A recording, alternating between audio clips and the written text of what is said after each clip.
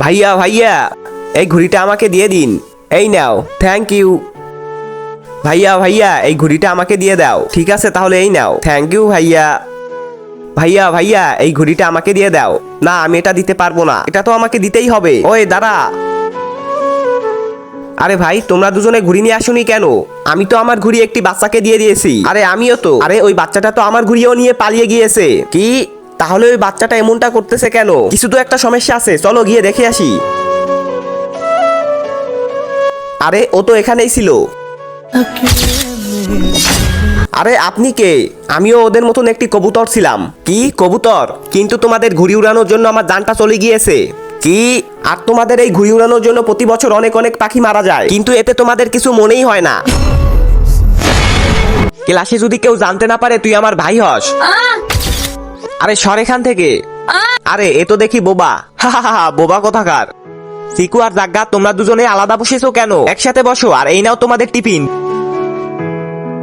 এর মানে এই বোবাটা সিকুর ভাই হয়। বোবার বোন এসেছে।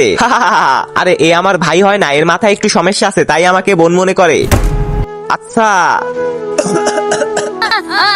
আমার লাগবে না তোর পানি। এখন সবাই টিফিন করে নাও। এটা আবার কিসের টিফিন দিয়েছে? নে তুই খেয়ে নে। স্যার, আমাদের অফিস থেকে 10,000 টাকা চুরি হয়ে গিয়েছে। স্যার, আমরা দেখেছি এই বোবাটাই চুরি করেছে। না স্যার, আমার ভাই বোবা হতে পারে, কিন্তু ও কখনো চুরি করবে না। তাহলে এর প্রমাণ দেখাও। এই দেখুন স্যার, ভাই পার্টির জন্য এখান থেকে টাকা চুরি করে নেই। তোমরা দুজন এখনই স্কুল থেকে বের হয়ে যাও। ভাই সবকিছু তো সাজানো হয়ে গেছে, স্যার তো দেখে খুব খুশি হবে। হ্যাঁ ভাই, আমি তো স্যারের জন্য কেক নিয়ে এসেছি। জাগ্গা, এটা তোর উপরে টেস্ট করে দেখি। আরে না সাপ্পান, আমার চোট লাগবে।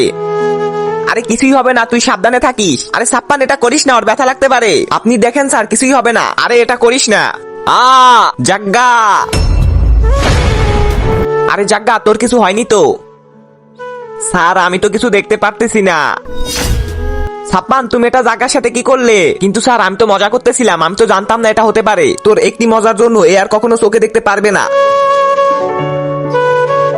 সরি জাগ্গা, আমার একটি ভুলের কারণে তুই আর কখনো চোখে দেখতে পারবি না।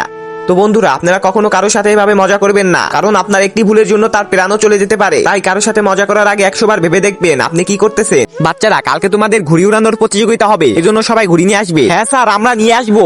স্যার, কিন্তু আমি নিয়ে আসবো না, সকলকেই নিয়ে আসতে হবে। জাগ্গা, তুই নিয়ে আসবি না কেন? তাতে তোর কি?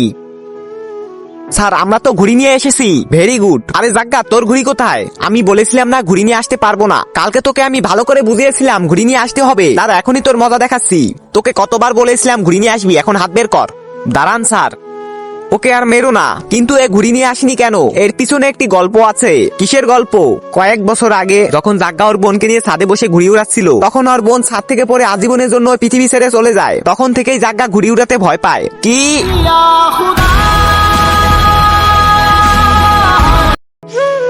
ভাইয়া, আমাকে একটু সাহায্য করুন না। চল ওকে সাহায্য করি। এই নেন। স্যার স্যার, আমাকে একটু সাহায্য করুন না। আমি আপনাকে টাকা তো দিতে পারবো না, কিন্তু একটা কাজ দিতে পারবো। ঠিক আছে, বসে পড়েন।